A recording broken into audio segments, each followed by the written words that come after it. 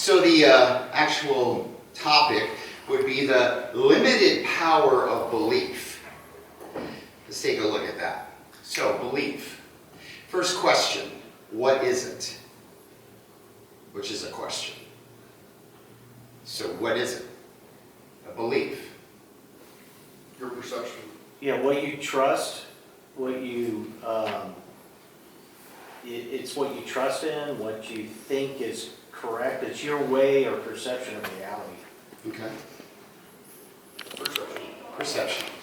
So a belief becomes a perception, or a belief we could say would shape and create a perception. But we have not found out what a belief is. So we are looking at what a belief does, creates a perception. But what is it? Commitment? Commitment, yes sir. Definition actually is trust. If you look the term up, it means Ooh. trust. So if we look at the term for belief, the definition, somebody's decided it was trust. Are we to believe this? Trust. Programming. Is it programming? Yeah, that's what. Programming. Yeah. Ooh, now that would be a little bit more interesting. Let's just throw it out. Most of the time, a belief is an agreement with information. That's what it is. So I'm not sure about that definition over there, but this would be more accurate. So let me give you an example. Let's just say there's a being. Not a being, a being. And this being is omnipresent. You can see all things and all people at all times and all moments. And as this being is watching all people at all times, at all moments, it's also got a tally sheet of each being's name at the top, with good on one side and bad on the other, lying right down the middle. And as you and all of us make choices and do things, there's a tally on the good or a tally on the bad, deciding on what you've done. And then we will get to this day where it will be judged and decided whether you shall be rewarded or you shall be punished, which was just information I gave you. So who am I talking about? We are talking about Santa Claus. That's right. So here's how a belief works. A child is born, and for the first few years they don't really notice the Christmas tree and the presents and all of that, or definitely don't remember any of these things. But then they reach an age where the parent decides to give them information about this guy Santa Claus. So the information comes out. He's jolly, he's big, he lives in the North Pole, he's got little elves to build all the toys, he's married. He's got a reindeer. One of them has a red nose, Rudolph. And then this guy flies around the entire world in one night and gives everybody presents. As soon as the child agrees to this information, it becomes a belief within the child, now becomes part of the child. But there's this thing with Santa Claus that wasn't there for your weekend here, the Easter Bunny, and it wasn't there for the Tooth Fairy. See, the Tooth Fairy came by if you lost a tooth and gave you, I don't know how much today, but a quarter in my day. I'm sure they're getting paper money at this point. But the Tooth Fairy would just do that and go on their way. And it didn't really matter how you were behaving. The Tooth Fairy, if your parents were willing to put the coin under your pillow or whatever, you were going to get that. Easter Bunny, pretty harmless, hides eggs, some Easter candies or whatnot. But this Santa Claus had something different. And the Santa Claus story, he had the power to watch everything you're doing and judge it. And if you weren't on the good side of all that on December 25th, what would you get in your stocking? Coal. Very interesting. Now, if you have enough kids and they're all bad, you have a barbecue. Other than that, I'm not sure why they're putting coal in the stocking as a punishment. Maybe a scorpion or something to teach you a lesson. Although coal does produce fire. This is getting interesting. So, the child believes in Santa Claus. The moment the child believes, it becomes part of their identity. They now have a belief. And in the Santa Claus gig, because it's not true, they're actually manipulated by the information. So in my house, we started hearing things around November, like, if you guys don't clean up that kitchen, Santa's not going to bring you the things. And we were scared. So we cleaned the kitchen. We cleaned our rooms. We behaved until December 26th. Then we went back to normal for about 11 months until this all ended. For me, it ended at about 8 years old. At school, I had seen Santa Claus the previous weekend because he tours. He's sort of like Zeppelin. And I had saw him in a mall.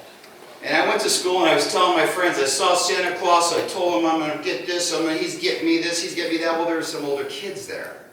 And they enlightened me with some ridicule and name-calling that I was an idiot and a baby to believe in such a person. So I went home devastated. Like, you might as well pull the, there's no God on the Pope or something here. So I go to my mom and I'm like, hey, these kids said there's no Santa. And she's like, oh, we need to have a talk. So she takes me in the other room and explains there is no Santa. Yet to enroll me to keep the story going, because I have 3 younger siblings, and there was lots of years of manipulation left in those 3. As far as I was concerned, now I know. Although I will never forget the thought when she told me there was no Santa, my thought was, if I lie, I get whipped with a belt. You've been lying for years on this one. So here we go. When we get information and we agree to it, then it becomes a belief. Now there's a problem. When we're agreeing to information that's not true, well then the belief itself will block the truth. Like the Santa Claus thing. So, let's find out. Belief is an agreement with information, and what is information? Data, Pardon? data, Data? You hear, see, experience. Yeah, you take in all that. We're going to go to something super powerful. It's called language. The word. So let me ask you fine people a question today. What is a rock without language? So what is a rock without language? Language has never been created. There is no language. In the animal kingdom, they live in this. No language. So what is a rock without language? Doesn't exist. Pardon? Doesn't exist? Well, that would be language. No. See, there is no language. So the rock is nothing more than an agreement that we made up. In China, if I say rock, they may not point at a rock. They may not even understand what I'm saying. They might have another word for that they've made up. So, we make an agreement about that and we say that's a rock so we can communicate. Yes? But here's a more important question. Who are you without language? Who are you without language?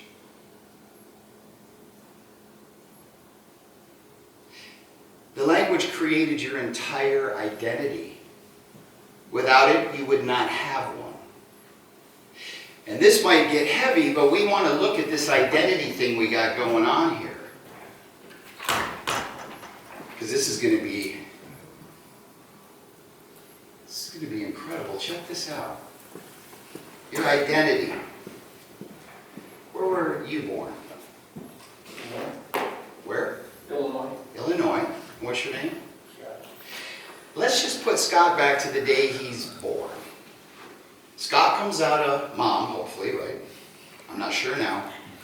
There's different gender things going on here. But he comes out of mom, and he's born that day. Yet Scott's parents they already know they're not going to be able to take care of him. This actually happened to my sister, who's a year older than me, that I never met. She was given to another couple on the day she was born. So let's say Scott's given to another couple on that day. And they don't call him Scott. They give him another name. And they don't actually even live in this country. They live in South America. So they take them over to South America and they give them a different name and they give them a different belief system and they teach them their ways and all of that stuff. So the question is, does Scott exist?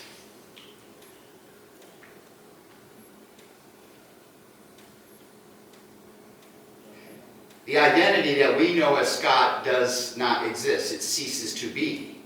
The physical form, is that here? Yes. Does it look just like that? We don't know. It might be bigger or small depending on what went on, right, Scott? But Scott wouldn't exist. Scott would be this whole different identity. All right, if we know that, then that means, ouch, our identities are made up. So you say, I am vegan. At that moment, things are switching. They're changing up here. Because now your brain's going to look for more information and everything to verify and validate the belief. And it's all out there for you. So now you're doing it and you've got that and your I am veganness is going on, yet you unconsciously moved a step 4. It becomes your identity, like you're consumed with it. You only eat at vegan restaurants, and if your friend takes you to another restaurant, they'll ask, does the oil have any animal stuff in it? And they'll do those things because it's becoming part of your identity, and now you're the one at lunch with your friend ordering the chicken sandwich, and you've got the salad, and now you're telling them, oh, I used to do that, and that's this wrong, and all your information about it. So now your friends are starting to get a little annoyed to be around you because now it has become just an absolute obsession in your life. And then if you'll push it to level 5, that's the level of fanaticism. You become fanatical about this belief and everybody should be vegan. And if they're not vegan, as far as I'm concerned, kill them all. So now I'm waiting outside, I don't know, a restaurant or whatever, and you come walking out in a leather jacket, and I got a can of red paint. And I'm going to splash it on you because you're a murderer. See, now I've taken something that this person knew nothing about and went through all the stages and became a fanatic. Do you ever see any fanatics? Are you seeing them right now in your world? All based on beliefs, and beliefs are just agreements with information. So, a belief is the least level of certainty. That means your beliefs, all that stuff up here. Least level of certainty. Then what is the height of certainty?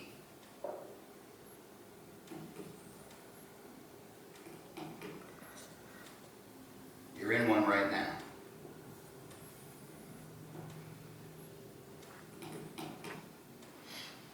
The height of certainty is experience. Experience leads to knowing. Beliefs do not. And if the belief you believe in is actually a lie, then you are now blinded from the truth. And how many beliefs do we believe that are lies? How many of those? So experience leads to knowing. So let me give you a couple examples. 2020, there was a thing going on in Seattle called Chaz. Anybody remember this? Yeah, Chaz, right? Yeah, Chaz. This is where, depending on the stream of information, what creates a belief? Information. The stream of information came in was conflicting. This information said that this was the summer of love. That they had taken a part of downtown Seattle and they basically commandeered it and created a zone called Chaz. And then in this stream of information it said Chaz is like the summer of love. They're just peaceful, nice, beautiful people just trying to be free. Leave them alone. But then there was another stream of information going, they're burning buildings down. They're bombarding police officers. It's turning into a place where people are getting robbed, raped, and a murder within a very short period of time. So you have two conflicting streams of information. So because humans are so blinded by their beliefs and do not understand what they are, they would fight and argue about it. Over here in Phoenix. So if one guy said, hey, that Chaz thing, that's a bunch of bull, they're tearing the city apart, those people need to stop that, and they got to There's another person there going, that's all nonsense. I watched the news earlier. They said it was a summer of love. And then they sit and they argue about it, and they keep arguing and getting madder because your beliefs are so important that they have to be protected and defended almost at all costs. So they fight, and now families are fighting with each other and turning backs on each other over all this stuff. And then you ask me, what do you believe? Simple. I believe nothing. Nothing. Look, if you want to know what's going on with Chaz, get on an airplane, get in a car, and go experience it. Then you'll have a knowing. Now you have a knowing. Up until then, you only have a belief, and belief is the least level of certainty.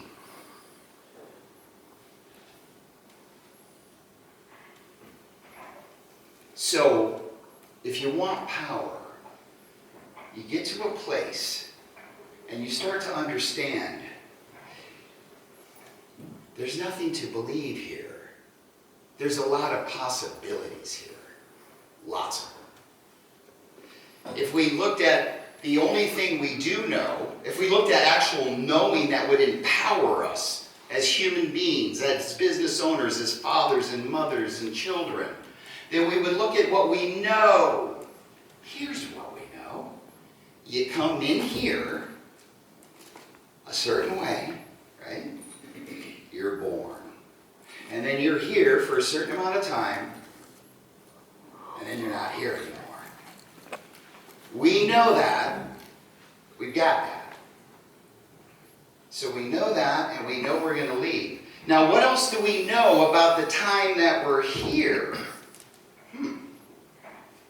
Well, have you noticed, how many people in here have noticed that you're a creator? You're creating everything. So you have the ability to create. Focus, action, intention. You create things. Whether you like them or not. Now, most people create from default. They create based on the beliefs they were given as little children. Like the flea. The flea can jump 3 feet. That's not a lot of space for you and I. But have you seen how big a flea is? That would be like you jumping 3 miles up.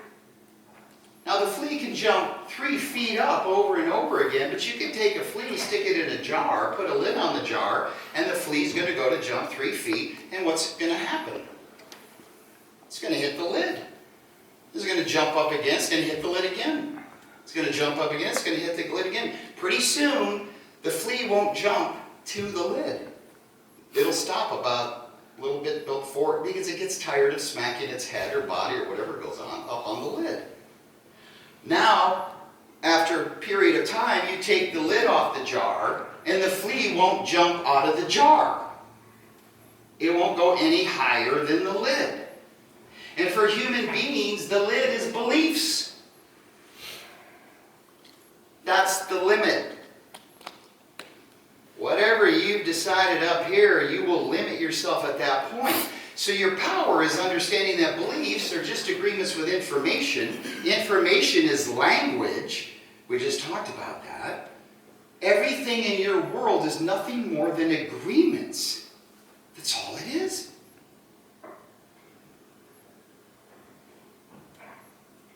So we come in this way. We're here. We know we create when we're here.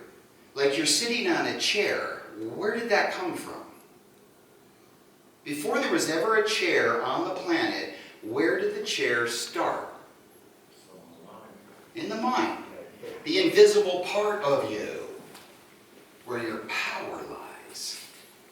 So the chair was saw in somebody's mind. I don't know, the tree stumps got uncomfortable, the rocks. Somebody saw a freaking chair. And then from an invisible mind, they would draw forth that invisible thought and it would move into manifested material. The chairs, the tables, the rooms, those freaking toilets, they're everywhere. Who did that? But that was a good idea. Satellites, airplanes, cars, everything starts with an invisible thought. You guys are creators. That's who you are. The only thing limiting anybody in this room is beliefs. That's it. What I've done with beliefs are simple. If it's a belief, that means it's least level of certainty and I don't know it to be true, so I put it over in possibility. Works very well. My knowings stick with what I know. Like I got to speak in California in front of a group of people, but when I got there, there was an argument going on. And one group of people on this side were arguing because Flat Earth Pete was leading that group. And the other group, and they weren't there for Flat Earth discussion. They were there for constitutional discussions and all of that. Yet this was roaring up because Flat Earth Pete and his people were attempting to change the beliefs of round earth people. So I get up there and I do my speech and then we do some questions and answers. So when someone said, hey, did you hear the argument when we came? Yeah, I heard it. They're like, well, what do you believe?